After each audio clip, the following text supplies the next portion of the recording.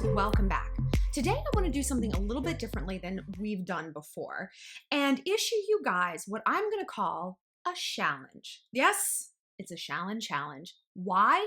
Because I've been thinking about this channel a lot and where I want to take it and growth and everything, and I want that growth to extend to you guys. Like, I want us all to be growing and progressing and reaching new levels, not just in our dating life, but in all aspects of our lives. And because a lot of times when you guys message me about, your problems, I tell you that, like, if you want a better love life, you have to get a better rest of your life. People with interests are interesting. And, because love and how we date is really just a manifestation of the rest of our lives and how we feel about a lot of other things. So it's really important for us to cultivate a deeper understanding of ourselves, the world, and how we move through it. So I'm going to be doing a series of challenges. Now, they say it takes 14 days to build a habit, right? So I'm going to do a new challenge every 14 days, every 2 weeks. And in between, I'm going to do an update video. And I really, really want you guys to, number one, suggest different challenges. I have some in mind. And also collaborate with each other. Like, my dream scenario for the challenges is you guys commenting back and forth in the comment section, maybe DM each other, exchange phone numbers, even if you don't know each other, you're across the world, and form little groups to help keep each other accountable as you're pursuing the challenge. So what are challenges going to entail, right? Okay, first off, they're going to be something that is emotionally making you better. We're also going to do things that are physically going to make you better. Behavioral challenges that we can do in 14 days to create healthier habits. And we're going to start with some lessons we can take from the Chinese New Year. So today kicks off the new Chinese New Year. It's the 12th year in a 12-year cycle, so the very end of the cycle, and it is the year of the piggy, the year of the boar. Now, last year was the year of the dog. And that was typified by, like, I love dogs are the best, obviously, but dogs are very pack-like. It's kind of us versus them. There's a lot of like feeling you out. Are you a friend or your foe? I don't know. And it can be very like divisive. And if we look at what's going on in America and the rest of the world, that certainly was a characteristic of 2018. 2019, however, is going to be characterized by the pig. Now, pigs are seen as much more generous, open, friendly, and collaborative. I mean, yes, you get on the wrong side of a pig. I don't know if any of y'all grew up on a farm, but you don't want to fuck with a pig. But overall, they're seen as much more congenial. And also the signs that line up are earth and water. Now, that's interesting because earth, dirt, and water make what? Mud. And that's typically something we think of when we think of a pig. Pigs roll in mud, incidentally, because they don't have sweat glands, and that's how they cool themselves. What fun I am at a party. But dirt and water is what you use to grow things. So 2019 can be a year of growth and expansion. And one of the things I've read in like my studies about the year of the pig is it's a time to like beautify your surroundings and really kind of like nest, like get in there, root in your mud, and also to let go of things, mend fences, take that happy pig-like attitude into your life and think, okay, how can I be a little bit piggier, right? All right. But before I get into all this, I just want to remind you guys, if you want to talk with me privately, the best way to do that is on the Instant Go app. Find me. My username is ShallonXO and click chat to get connected immediately. It's really super fun. We talk about all sorts of things. Okay. So back to the pigus. I call pigs pigus. This is such a weirdo. So I'm like, okay, well, how can this relate to our lives? I hear so many times from you guys about past traumas you're holding on to and heartbreaks and people who have done you wrong. And it has become the defining characteristic of your life. I am anxious. I am a survivor. I am the girl who got dumped. You are defining yourself by the bad things that happened to you. Very rarely do I hear you guys lead with your achievements. I am an author. I am a trilingual speaker. I am a girl who moved to Argentina and I didn't know anybody. That's how I want you to define yourself. So for this challenge, we're going to talk about mending fences, right? Which is hard.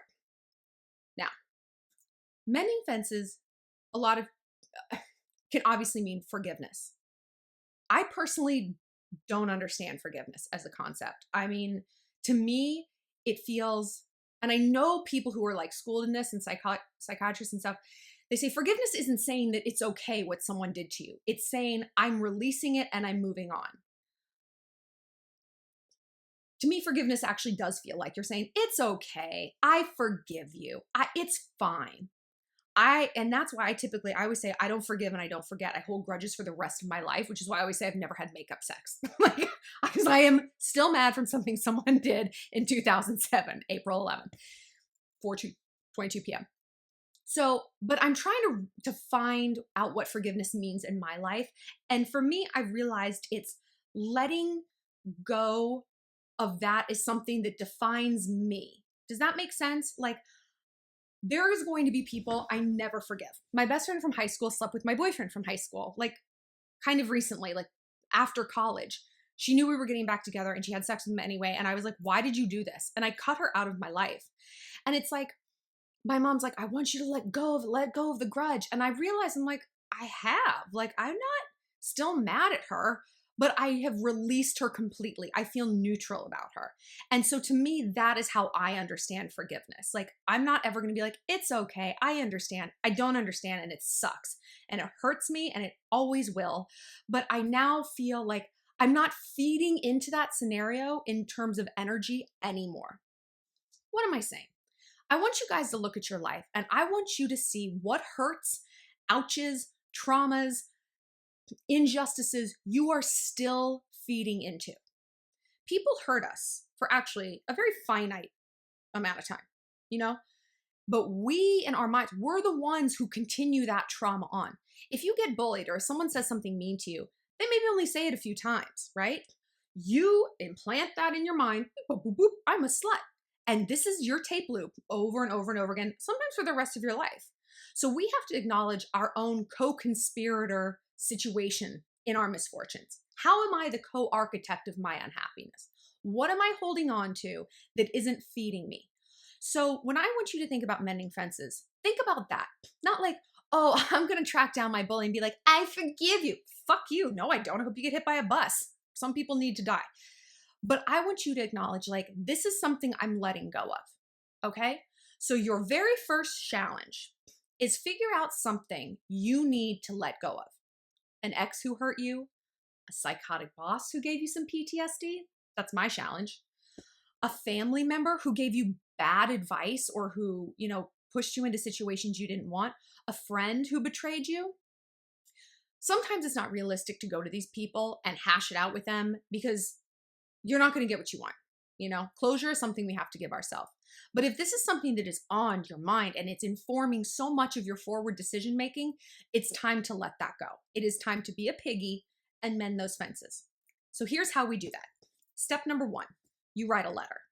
Big believer in letter writing right here. Love a good letter writing. To me, it's very important to write a letter long form by hand. Studies show we absorb the message better. It takes us more time. We have to think about each word. And that makes us connect to the words more. I want you to write by hand a letter to this person and get out every little hurt. Every little hurt. The second part of that letter, I want you to acknowledge your role in how you let this person hurt you. I mean, no, we didn't maybe let our boyfriend cheat on us, but if we stayed with him and, gave him a second chance, even though every red flag was there that we ignored, every piece of advice we decided to shut out, acknowledge whatever you perceive your role in this to be, write that down. And in the third part of this, forgiveness. Don't forgive the other person necessarily. Forgive yourself. Forgive yourself for letting this person have that power over you. I mean, we love people. Of course, people influence us. Of course, we're going to let them have power of us. Hello. Forgive yourself for the time you might have spent holding on to this grudge. Like, I nurse my grudges like children. Like, I clutch them to my bosom and keep them in my heart forever. Because it doesn't feed you. It's not good for you. And then forgive yourself for red flags you may have missed. Last part of this letter, write down what it is you're going to do to move forward. Write down what life is going to look like when you're no longer holding on to this. What is a first date with a new guy going to look like when you're not haunted by the specter of your toxic ex?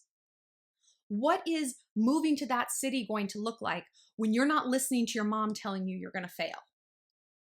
Write this ideal scenario down. And once you get to the end of that letter, you're probably going to see that the things that you're holding on to and the reasons you're letting this affect you so much don't necessarily have that much to do with the initial perpetrator, right? I'm haunted by a toxic ex because he realized my deepest fears, that people aren't going to love me because I'm too career focused, or whatever that might be. And so you're going to realize that the person you've held onto, this grudge you've held onto, is more about what they represent. They're a vehicle from hell into your mind. They're a vehicle from the abyss of your worst fears right into your soul. It's time to take them out of that fucking car and take the tires off. All right? So this is your challenge. It's difficult. Okay? This is our life's work as people. And some people don't do this work. They stay mad, they stay bitter, and they stay influenced by those two emotions for the rest of their life. We can't change what's been done to us. We can't. And I hear this all the time from you guys. I had a bad mother. I had an abusive ex. Great. Everyone has a sad song to sing. And I'm not saying that to minimize your pain. That is part of our camaraderie as people. Like, you go through the world knowing that everyone else is laboring under something too. Everyone else is fighting that battle. You don't know it, but we are all in this together. So don't use trauma to make you special. That you have a billion things that make you special, and the negative things aren't them. No. So another aspect of the Year of the Pig is, like I said, generosity, openness. So you're going to write that letter first, okay? But how do we create those habits? Like I said, it takes 14 days to create a habit. So here's where the habit part comes in. After you've done that letter writing work, and by the way, you don't send this letter. You don't send this letter. This is for you to get it out. You can burn it. You can mail it to yourself. And in 5 days, you're going to open it and be like, wow, I've come a long way since I wrote that. That can be really helpful too. But you're not going to mail it to the person it's about, unless you think that would be helpful. It's up to you. But I personally am not an advocate of that, because we don't need to ask other people for closure. Like I said, it's something we must give to ourselves. So here's the habit part. Generosity. When you become aware of those tape loops that you're telling yourself, that your outlook, say you have that toxic ex, you're on Tinder, you're like, he's never going to like me, or he's just going to hurt me like my ex did. He's just going to cheat on me. Once you start to recognize that, you're going to notice how much you're doing it. And every time you hear that, I want you to do something generous. Generous for other people. Text a friend you haven't talked to in a while who may be going through something. Hey, I just want to let you know that I really love you and I'm thinking about you and I'm here if you need me. Read a Bible verse. Read something else positive you find inspiring. Call your mom. Text your sister. Go out and volunteer. Get in your closet, pull out one item of clothing you don't wear anymore, put it in the trunk of your car, and give it to someone who might need it on the street, or donate it. When you can practice that, generosity truly does become a habit. And it's so much smaller than you think. It's like a self-fulfilling prophecy. You're a little bit generous and then you want more and more and more. And it becomes easy. It's like healthy eating. You have one good meal, you're going to want to eat healthy for the rest of the day, right? You're not just going to blow it on 10 cookies when you just had a lovely salad. So this is something that doesn't seem like it can become a habit, but it absolutely can. And as you start, the scales are going to tip. It's going to be like, I'm thinking about my toxic ex all the time and I'm not really generous. Because I believe that anxiety, at the root of it, is self-absorption. And the antidote for self-absorption is thinking about other people, right? So the scales are going to start to even out. You're going to think about that ex and then you're going to do more generous things. And you're going to think about him less and do more generous. Or at the very least, you're going to become so aware of that toxic messaging and how much of a tape loop it is in your mind that it's going to become more of a priority to fix it. And now you have tools to do that. You have the letter and you have forward generosity, which gets you out of your head. And it makes you realize there's good in the world. You know how you know that? You are the good in the world. You are doing that change. You are making a positive difference in other people's lives. And sometimes when you have a really positive response from the world, it makes you just take sort of a softer approach to the world. And maybe you're going to look at some of those friends who you're like, they betrayed me, I'll never forgive them. And you're like, I kind of see that maybe they were going through something, and them missing my birthday party maybe wasn't about me. Maybe they didn't have a lot of money and they didn't want to admit it, or they felt really fat and they didn't want to get in any of their clothes. Maybe it had nothing to do with me, so maybe I should cut them a little bit of slack. When we are empathetic towards others, the world gives us empathy back. And that is absolutely crucial. Because if we don't have that, first of all, don't wonder why you're not finding love. Like no one wants to date someone without empathy, you know, who's just like a bitter, bitter pill. Nobody wants to be around that person. And it's just such an isolated way to live. You don't want to travel because you don't want to see other people. Fuck you. I don't want to see you in your stupid Icelandic cute houses. Like, so your world becomes very small. Your dreams become very small because you have a down view on everything. So this is a good way to start to release those knots, to expand and to grow, to be a little bit more piggy. Double luck, happy joy. So my friend's dad says he's Chinese. He's like the cutest thing. So if you guys have questions about this, or if you like the idea of a challenge, please leave it in the comments section below. Click like and subscribe for more videos. And like I said, if you want to talk to me privately, find me on the Instant Go app at ShallonXO and follow me on Instagram and Twitter as well under the same handle, ShallonXO. And yeah, let me know what you guys think of this challenge idea. And shout out to the Shalloner who first said it. Like I said the word challenge in another video. She's like, do you mean challenge? And I was like, oh, genius. So yeah, good luck. Happy New Year. See you soon, Shallon.